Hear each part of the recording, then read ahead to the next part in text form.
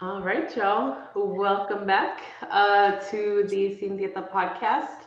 My name is Christina, and we are going to be doing a continuation of the series that we started last episode, where we're presenting to y'all a case study. Before we get to that, quick disclaimer: the podcast is for informational purposes only, and it does not constitute any medical, nutritional, legal, or other professional advice. The content is not intended to replace any professional advice, and it is recommended that you do seek advice from a qualified professional if you have any concerns at any point. Listener discretion is advised for young listeners, and the views and the opinions expressed are those of the host and any guests that are ever present, and they do not reflect those of any employer, organization, or sponsor. So, on to the good stuff. If we pick back up where we left off last time, a quick little summary just so we can reorient ourselves. We were talking about a case that involved a young adult Latina who was a cisgender female with restricted eating patterns and the need for nutritional rehabilitation. She is currently struggling with negative body image, experiencing fear of weight gain, and is currently working at a restaurant helping family financially. She lives with the family and is the oldest sibling. The family relies heavily on SNAP benefits for food security, and she grew up as a second mom figure in a multi generational household. She has experienced these behaviors for about 4 to 5 years now, and there is no previous treatment for the experiences she's going through. Diagnoses include adjustment disorder, OSFED, which we recapped last time, standing for other specified food and eating disorder, and MDD, MDD, blank. NBD, no big deal. No.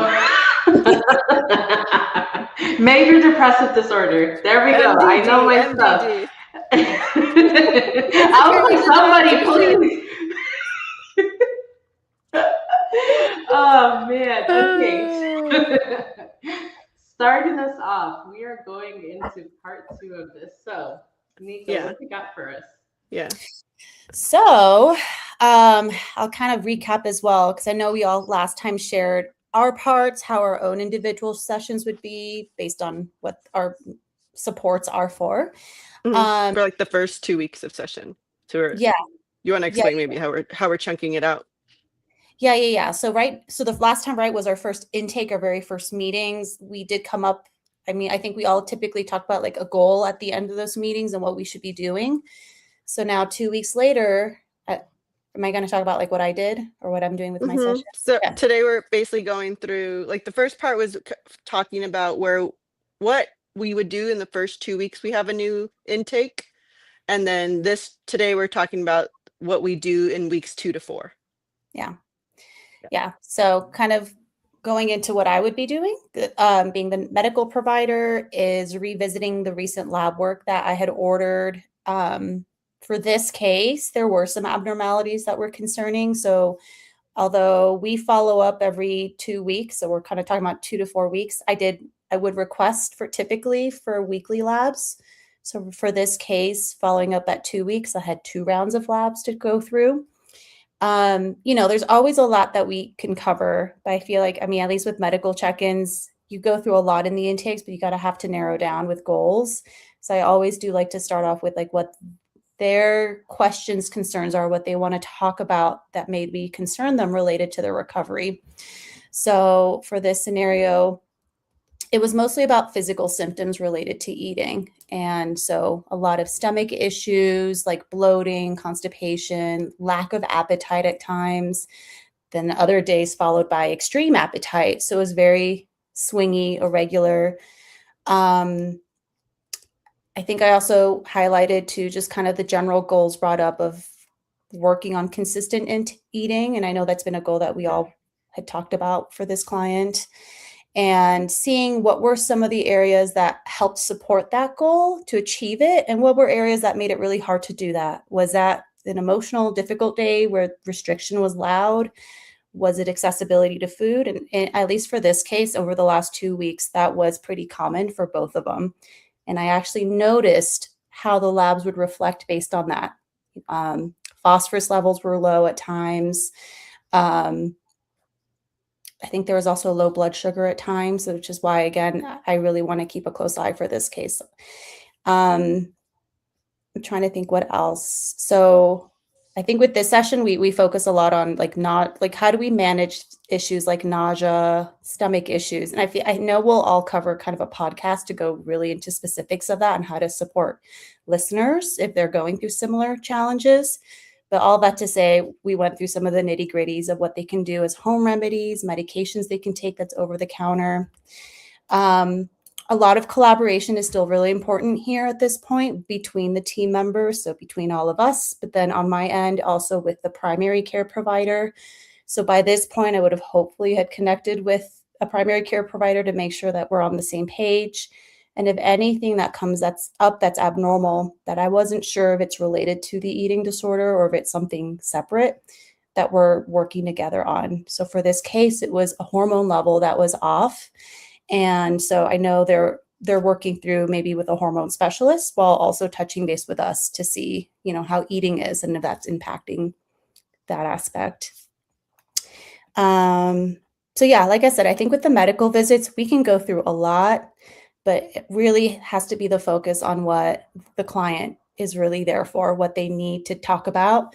And we can always meet a week later or 2 weeks later if there's something else that changes or comes up.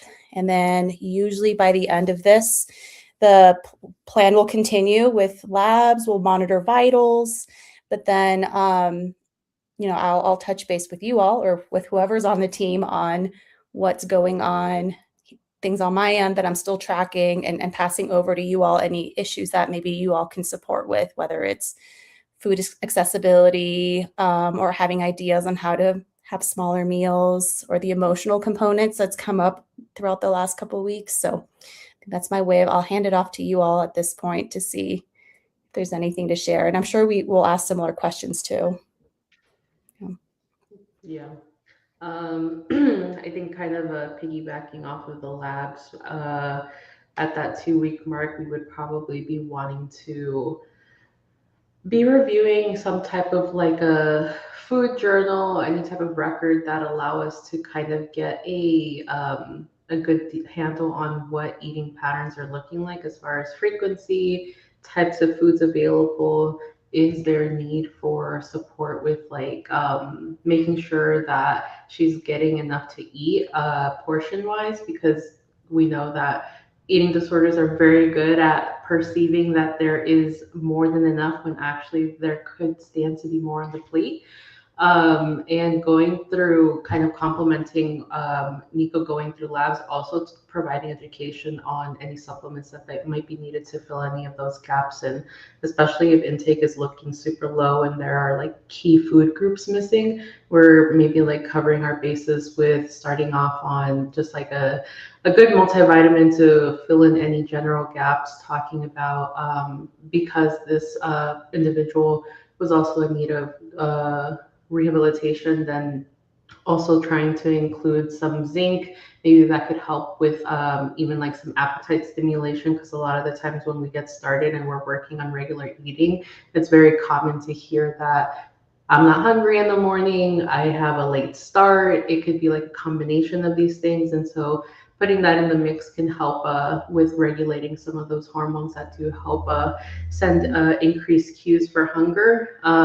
Also, because there is low intake in general, like throwing in a vitamin D or calcium to help support her bone health, so that we're not worried about anything going on as far as low density. We see that a lot when restriction occurs, and letting her hear the whys versus here's a list of all these things. How can we group them together so you don't feel like you're taking 5+ different pills, and actually where is it that you're also getting this from the food itself that can complement how much your body is actually absorbing from these temporary supplements.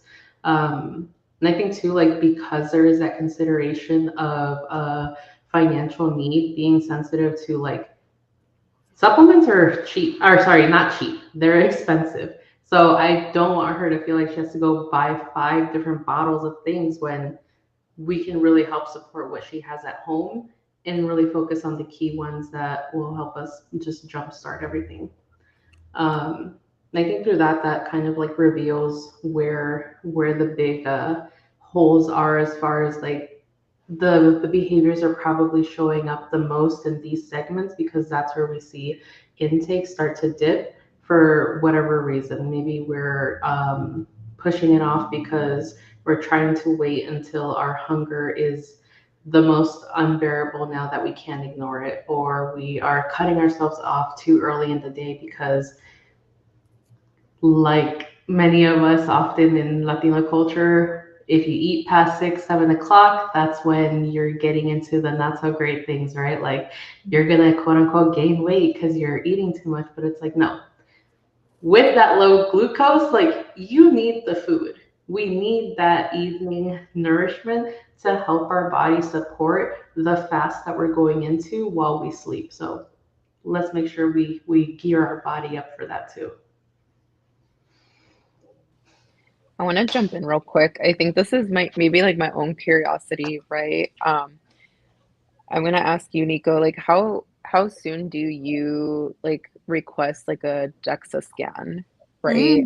Mm. And then also, I think just to clarify for like our viewers, like you are gonna hear us say like, oh, the eating disorder is like really loud. Like that just means like it's presenting like very visibly and like we could see it, right? The signs are there. So that's really what we mean when we say like it's loud. It's not like, I mean, sometimes it could be like, oh, too, right? Like we've seen it. So but that's really what we mean. But Nico, kind of throwing it back to you, like when would you Good like, question. request a DEXA scan? Yeah, it's tough because I know the standard is based on someone's history with their periods, which already divides the population where we're focusing on folks who get periods. And so that gets missed a lot for those who don't have ovaries and uteruses and get periods, because they're also at risk of losing their bone density. So honestly, there isn't like this like checklist where it's a perfect math of, all right, you haven't had your period in 6 months or a year, go get a DEXA scan. It really varies from provider to provider. So honestly, I tell folks, if you're worried about your bone density because of how long you may have struggled with your eating disorder, it is okay to ask, for insight if that's something you can get a referral for. I myself do look at the age group because I do tend to work more with children, adolescents, and young adults. So if I see that their growth has been impacted because of the eating disorder, because it impacts all hormones, and they've had it for a certain period of time, like a year or more, I do typically say like we should consider that. And I have to coordinate with the pediatricians at times, but if I had my own world where I could order it myself, it would be with a radiologist who does an x-ray. And that's kind of how they can tell through the spine and the arms and the hips, the density of your bones. And it tells us if you have low bone density, kind of like if you think of a sponge that's really solid and firm versus a sponge that has really big holes. That's how our bones are. The ones that have a lot of big holes in them, you can imagine it's a really frail kind of sponge or a really frail kind of bone. You're at risk of it breaking. It's just not at its sturdiest, strongest way of being. So it tells us if it's low, but it's reversible, which is called osteopenia, or it can tell us if it's low, but it's irreversible and it's osteoporosis. And so, but yeah, going back to who I would ask, based on the age range, how long they've struggled with the eating disorder, I do ask about their cycles. If they haven't had it for over a year or about a year or more, then I will say, we should consider that, because we can support it as much as we can with the vitamins, but the hormones play the biggest part with how to support getting our bone back into the healthiest place it can be. Because when we all get older, we're all going to start kind of having our bone density get impacted, and we want to really set up everyone for success so they're not having issues when they're at that age or even before. Yeah, I hope that answered my question. Your question, my question. Yeah. And I'll add, we do sometimes check hormone levels by blood work. It's not also a very definitive thing of telling us like, okay, this hormone level is this level, so you must have low bone density, or If you haven't had your period in a while because of the eating disorder, it doesn't really tell us magically like, okay, it's going to come back in X amount of time, but it can give us a ballpark area if it's pretty low that we have some work to do to see it get back to a normal level. If it's moderately low, again, it doesn't tell us, but it tells us that maybe we're heading in the right direction. So some people do ask about hormone levels as well because they worry about their bone health. Yeah.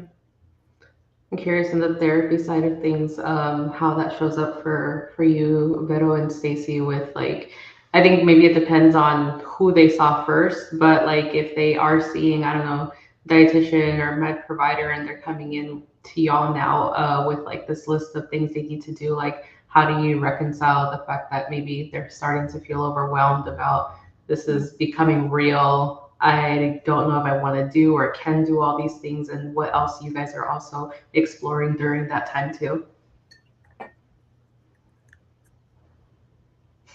Who wants to go? Do you want to go first? Do you want me to go first? I'll let you go first, Stacey. Okay. Yeah, I think it depends on like basically like how they come to me, right? So if they were a referral from their dietitian or a referral from their MD, I think that kind of leads me into like which direction to maybe focus more heavy on quickly, because I'm assuming that the client has better rapport with that person. So making sure like I can know that they're going to their MD appointment, so I might not need to worry about that. Whereas like the RD, they typically tend to like slink out of a little bit more quickly because it's harder, right? But I think ultimately, yeah, figuring out like a schedule for them, and I'll kind of go into like the therapy side of it too, where it's like if I'm getting a client, so we're at week 2 to 4, so at this point I've already um, went over their intake, their BPS with them. We've already set a cadence of how many weeks or how many times we're meeting. So probably this client I ideally would do weekly since they had no treatment experience, and depending on if they're meeting with everybody else weekly, wanting not to overwhelm them. Probably also helping them with like structure of those sessions, like ideally tried to get everybody in like 2 days opposed to like one every single day, depending on the client's needs. If they're working, clearly this client is still working, so if they can maybe chunk out a day that's their day off to fit everybody in, that might be better for them, but ultimately kind of figuring out what works. At weeks 2 and 4 too, I'm also confirming diagnosis. So I know they came in with MDD and just adjustment disorder. So we're diagnosing them. It sounds like this is where we would all talk, right? So like we're all diagnosing them with OSFED. I'm good with the history of MDD and the adjustment disorder. Currently, I'd be like trying to rule out PTSD or CPTSD. Potentially anxiety I'm looking at. And rule out, for those of you who don't know, it's like rule out, we put that as like we're still kind of, it's called rule out, but we're still kind of looking at it. Mhm. So it's a weird thing, but they call it, we're trying to rule it out, but we might Yeah. rule it in. But so I would probably be putting anxiety, PTSD, and what was the other one? Maybe just those two as potential additional diagnoses, because sometimes, especially if there's like fears around ICE and her family security, I know that could be under adjustment disorder and MDD, but if there was any previous history, it could also be PTSD.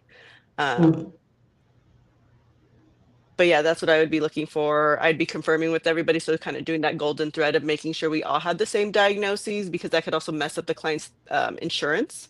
If one of us has the wrong one, I'll get kicked back. And then, so say this client had potentially ADHD or potentially autism or something, this is also the period where I would be referring them out to do an additional assessments. So I'd still keep them, but I would have them do an additional assessment. And if it were to be more something, if they were to have something like that, I would probably have them do adjunct treatment or potentially just get us started and then do that. What else did I put for my notes? Checking on the meal plan. So not necessarily doing anything with it, but just asking like, hey, how's it going with the new meal plan, with your medications? Like the first 2 to 4 weeks, I'm kind of the case managing, I feel more like, where I'm just like creating the structure of like, are you taking your meds? How's food going? How's movement going? How's work going? Things like that. Are you making your appointments? And then from there, then starting to like throw in some coping skills. I'm like, no, I canceled my dietitian appointment. Okay, well, what happened? Well, they had an extra shift at work for me to pick up, so I picked it up. Okay, well, did you reschedule? No. Okay, but maybe let's talk about why we're not rescheduling, right? There can be overwhelm, there could be avoidance, and so kind of just like slowly working on those things. I typically, and this could be different, Veronica, for you, I typically don't go too much into eating disorder dialogue the first month because I'm like, they're just probably overwhelmed with the dietitian and the doctor. um, and so I'm just kind of like, how's it going? Like kind of cheerleader a little bit, like, are we okay? Are we surviving? Let's do some coping skills, like let's do some breathing, like just like very, especially because this client has no prior eating disorder experience. I'm just like, or just no prior therapy experience. I'm going very slow. Like we're doing box breathing. Yeah. That's the skill we're doing, or like some type of somatics, or I'm not digging really into the eating disorder at week 2 and 4. I may be getting more inventory as they're maybe realizing more eating disorder behaviors. But ultimately I'm not doing like eating healthy self dialogue really. Right. I'm just It kind feels of, like you guys are like learning together as you go. yes, I'm just kind of like creating space and holding the space when they're like overwhelmed. Yeah. But yeah, that's me. I think definitely, you know, like a slower approach, especially just because, you know, how Stacy said, like this patient hasn't had a history of like therapy or anything like that. So a lot of this is already foreign, even just, you know, with like her background, like it's all very foreign, right? Mental health as it is foreign, let alone slap the eating disorder on there is going to be even more foreign. So, and typically, like for a patient like this, in the first 2 to 4 weeks, it's like Stacy said, it's a lot of case management, but also being able to really collaborate with everybody else, right? With dietitian, med provider, if there's like a peer mentor involved or any other outside kind of support, um, formal support, right? Or formal provider, really being able to touch base with them to make sure that there is like alignment going on, right? Because we all know, I'm sure we've all experienced when there's like a lot of different people working on the same team. Messages could get crossed or messages could not look the same. And then there's kind of confusion. And for someone who has not had any services in the past, alone coming into a place where you're going to be talking about like really hard things that like you don't really want to talk about, but you know it's there and it has to be talked about. That's already challenging. Putting that on top of like, you know, all other providers and everybody telling all these different things, like that just creates those gaps that we're trying to like not have for our folks. Mhm. I do want to take it back though. This is probably like off tangent, but I liked how Stacy, like you said, like it's really important to make sure that everybody that's seeing the patient has like the right diagnoses, right? The right code. Because if we don't, I don't think that that gets checked enough, right? If you're getting treatment in a place that has like all encompassing, everything's all in one, you probably won't run into that there, right? A lot of folks don't have access to that. If you're having to work with providers on a separate basis, you really want to make sure that, and this is probably asking a lot of yourselves, right, in those moments, but you really want to make sure that there's release of informations between those providers to make sure that they are cross coordinating and collaborating so that you are not getting those kickbacks and setting yourself up for getting pushback right from the insurance. Being able to verify, right? Just because we're clinicians or providers doesn't always mean that we're gonna, you know, do things and like not make mistakes. It happens, but kind of getting back onto track for this patient. Um, Definitely a lot of just kind of checking in on them, really seeing how they're feeling, right? How they're doing, what's working, what's not working, what's feeling like it's going well, as well as being able to make sure that, you know, at least checking in on the eating, right? I know that's going to be one of those goals where it's like, okay, we need to make sure that we're getting that consistency when it comes to food. And then also just a lot of kind of being able to see like what she knows, right, about what's going on. Because then being able to kind of see where she's at and meet her where she's at so that I don't make sure like I'm not throwing a bunch of like verbiage and things like that that she's not aware of and have her be like, what? You know? And just being able to do a lot of just kind of learning from each other. Yeah. It sounds very similar to my sessions where I really try not to throw too much. I mean, I get the sense because I'm reading body language and engagement, Mhm. like, yeah, tell me more. I will. But then I'll always pause and be like, just let me know if that's a lot. I'm happy to revisit it anytime with our other meetings, or I'll end a session with bullet points too, kind of like, all right, these were the highlights of what we talked about, the to-dos. Because we can ramble, we can sidetrack, but it's like, all right, let's help. And it helps me too. But also taking it slow. We're still establishing a connection, like for Mhm. you, for her to feel trustful, like in trust with us. And I think that's also important with the medical provider because there can be trauma, weight stigma. There can be so much that has come from other medical visits that they may have had. And so to approach it gently in this other way can show them like this, we're still very medical, but we're also working with you and kind of respecting that and understanding that if there may have been trauma, that we're Mhm. going to go gently with this and what you're ready to do, while also providing some gentle education of like, hey, this is my thinking of what I would like to check just to make sure you're okay and safe. And then we'll, Mhm. add on other pieces. So sometimes I don't always start folks on medications right away either. I mean, unless they're gun ho and ready on day 1 or week 2, it Mm. I don't usually start them right away because they're kind of like, I don't know about it. I'm still trying to get to know my therapist. Maybe I don't know about insurance or what pharmacy. If I have insurance coverage for it. So, because I'm mentioning that just because I know you mentioned, Stacey, like check-ins on how the meds are working. Mhm. That's an obvious example too of when the time is there, when they are ready, that we have Yeah. to let you know. So you can also tag team and check in on how it's helping them. Mhm. Yeah, like if the client's starting a new medication or is already on a new medication or just on medications, Mhm. I will still follow up with like how the medication, like when I do my intake, it's like, oh, you're on this, this, and this. Do you find that effective? Because sometimes they're on it for so long and they're like, I don't know, I've just been on it. It's like, okay, Yeah. I don't know what it's for. let's right. Yeah, sometimes like I don't know what it's for, but my doctor put me on. It's like you're good. I can ask, but I need you to also be asking because they might be like, oh, I don't know if it's working, but it's been like the doctor knows that it's been working, right? Right. But like they might not, or they aren't giving good feedback to the doctor to be like, I don't really notice any effect of this. Can we start tapering back, right? Yeah. Um, what I was gonna add too is like in the 2 to 4 week area mark, I'm like sussing out their team too.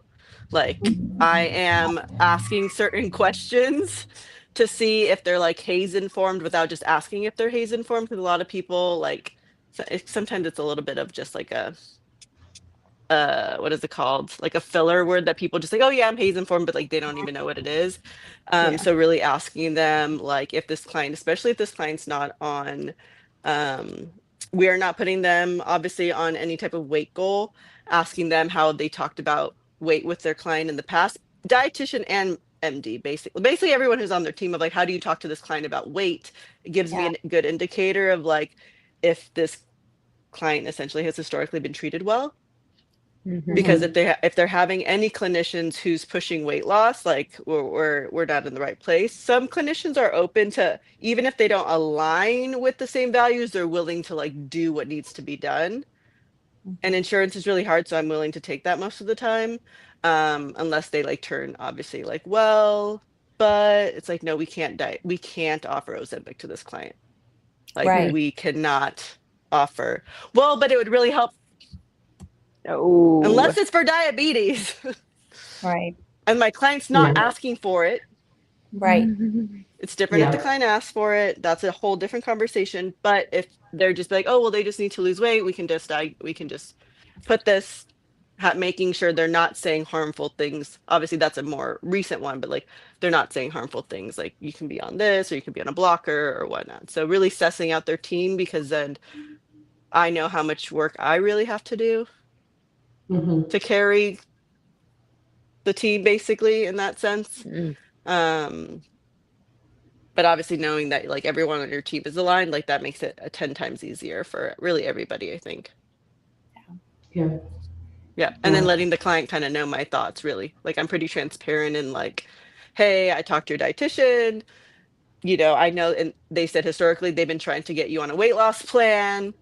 How are you feeling about that, considering the work that we're doing? And then letting them kind of take that with what they want. I'm not going to try to take them from their dietitian by any means, but like at least I start that pretty early of like, how do you feel about this type of care?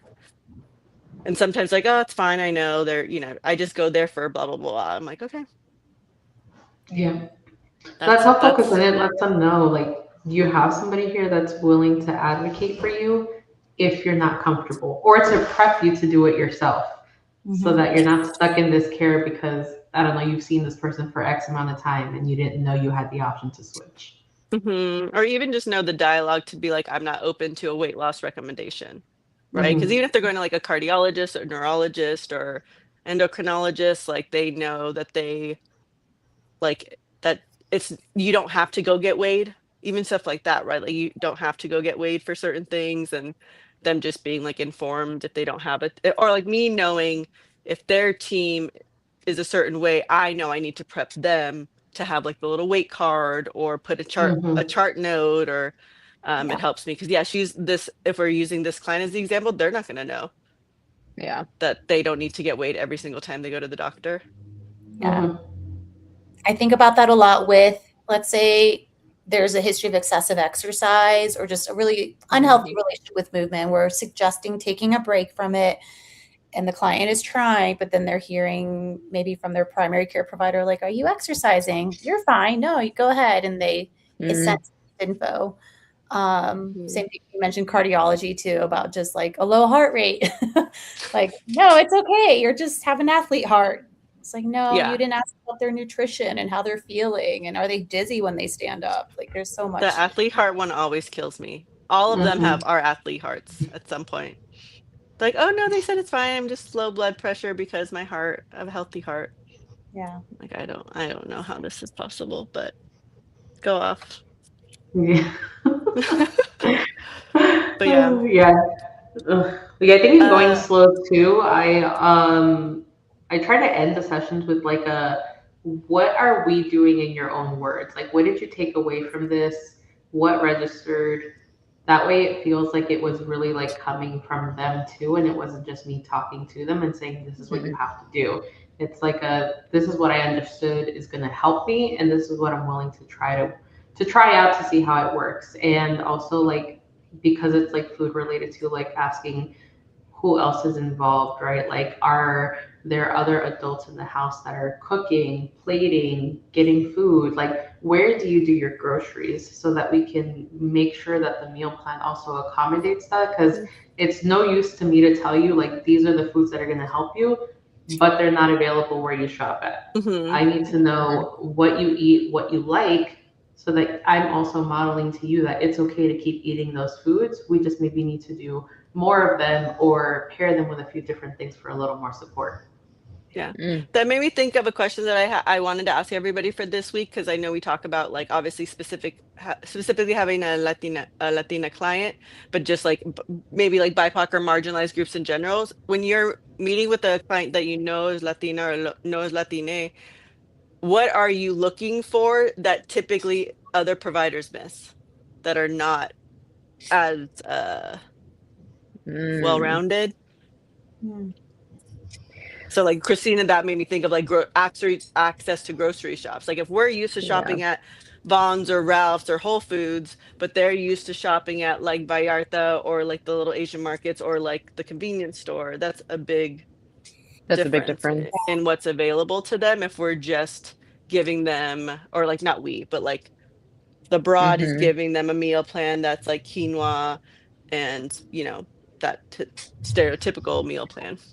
That's some fancy shit. I have a few things I think about is quinoa. In my family food, like we have quinoa all the time with our soups, not in salads, in sopas, like caldos, heat it up.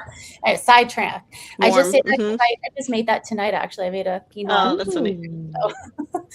So, I think about first language, depending if they're there. If English isn't their first language, or if they're there with a family member who only is speaking Spanish, it's just first starting with what they felt like they've understood, what brought them here. How are their providers outside communicating with them? Do they use at least an interpreter?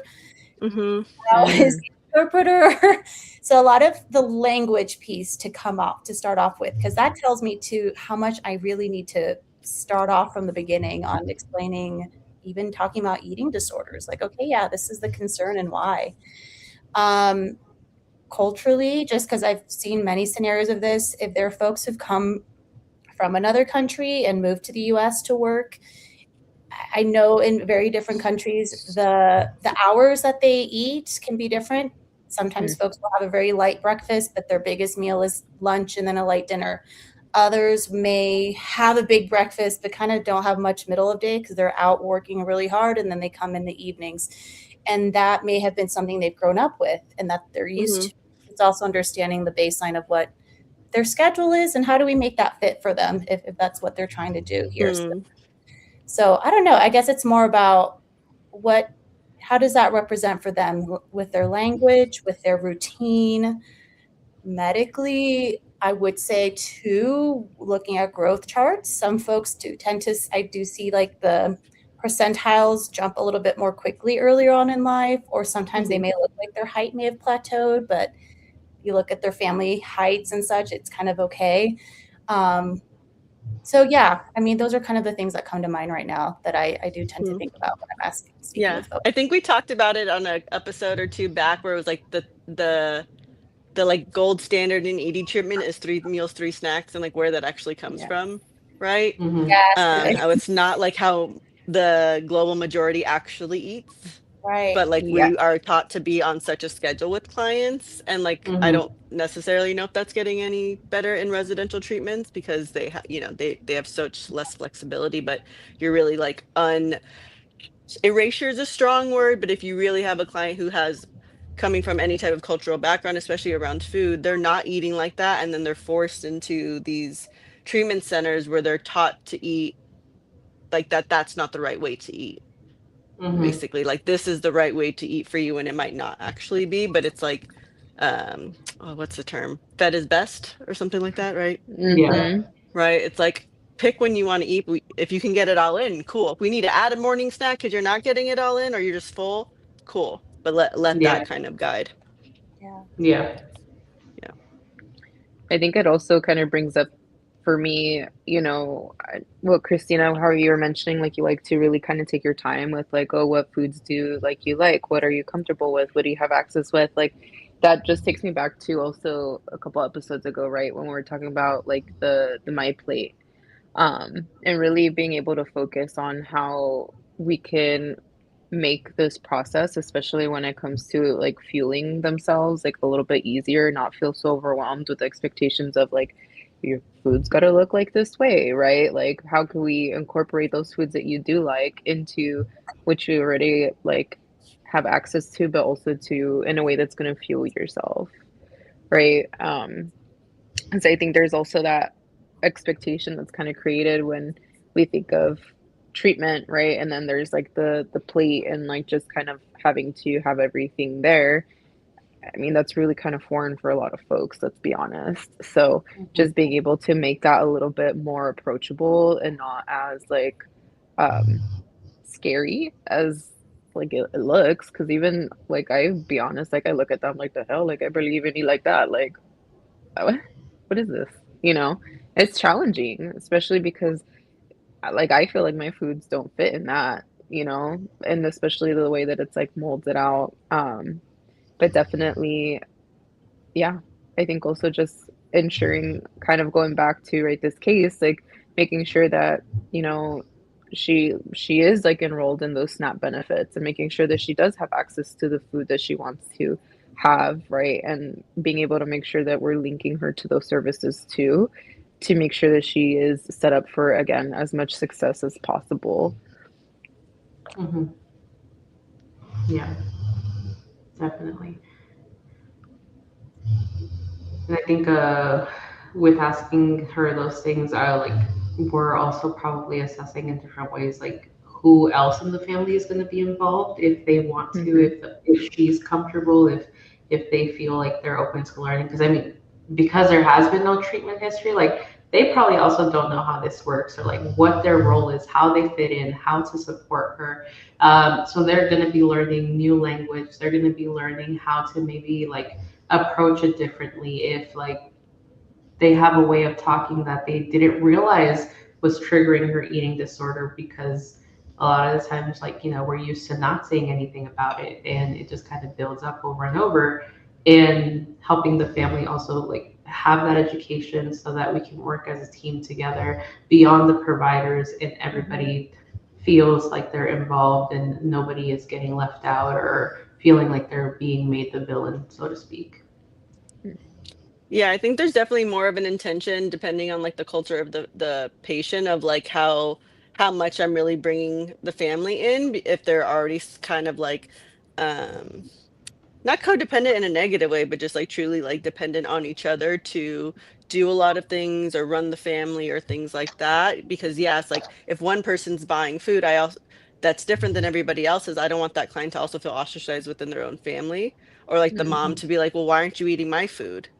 Right? Like having that kind of conversation to go up. So making sure I'm letting the client know, or like pretty much just being like, can I just have an ROI? So if your mom wants to message me, or if your parent wants to message me, they can just message me freely.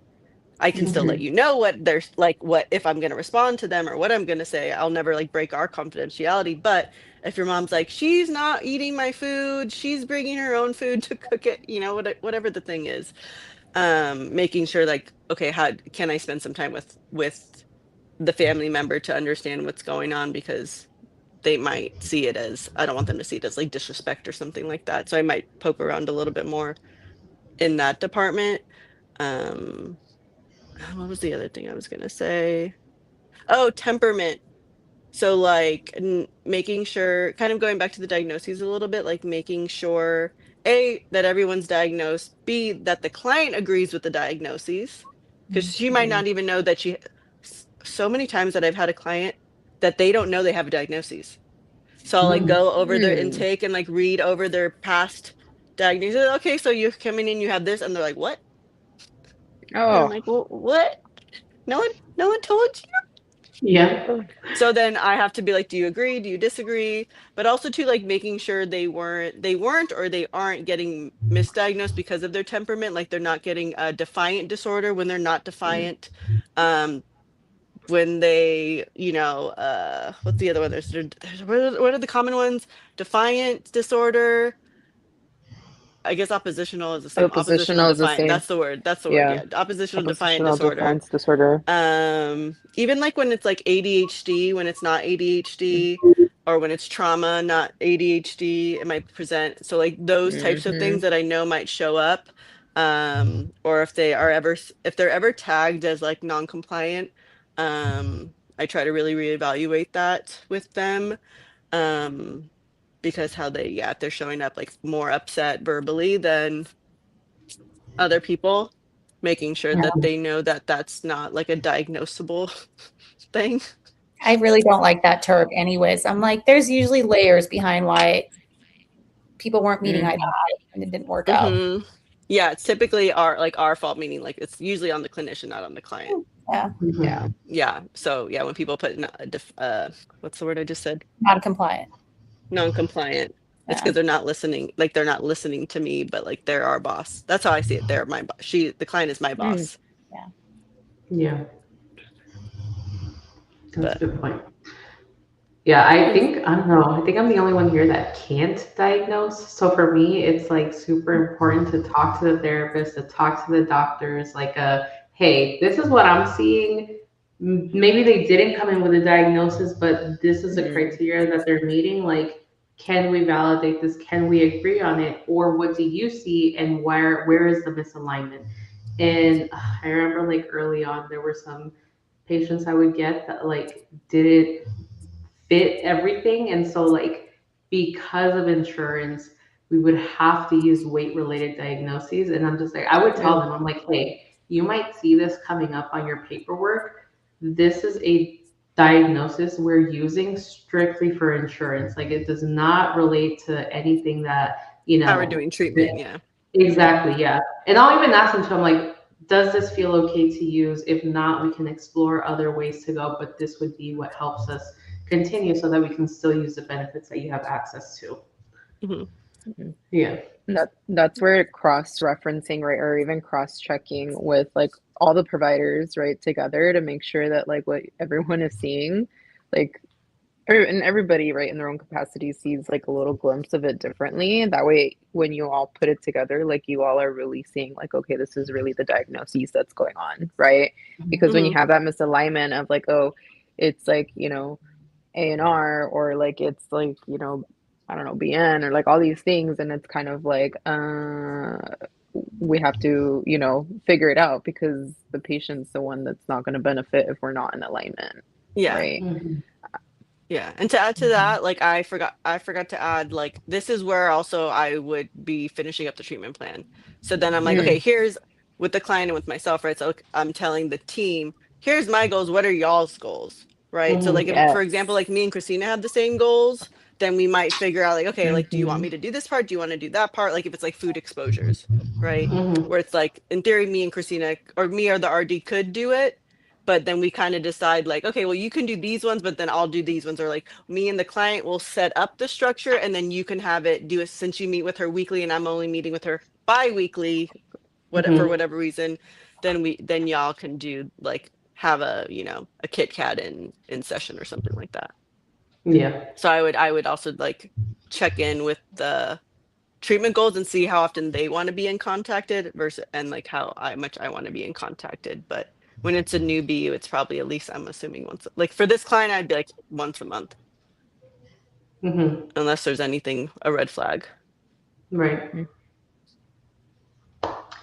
Cool. Does anything else come to mind that we have not brought up? I feel like we've gotten through like a good part of the meat and potatoes of what this segment of treatment looks like for them.